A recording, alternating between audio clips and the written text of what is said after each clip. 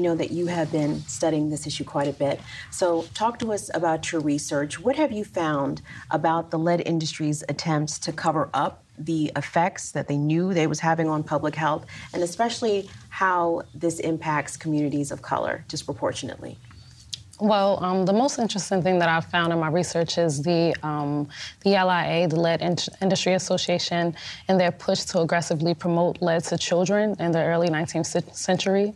There were lead coloring books and lead paint books that were mainly geared towards children, and it was called the Dutch Paint Lead Boy, and he would go around with his lead friends, and they would go and paint, and this was mainly for children, and it makes me question why target known fatal disease to children? Because France had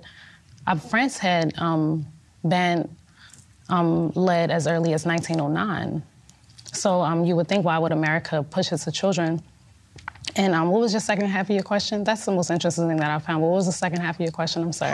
How the effects of lead on public health disproportionately impact communities of color? Oh, yes. And mainly lead was mainly targeted to low-income housing and people of color.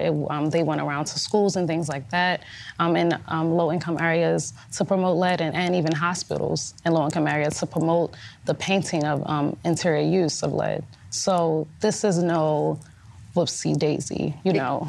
And Kim, one is a follow-up to that. I mean, 99.9% of our clients are African-American. They're African-American kids. Now, are there white children who get lead poisoning? Sure.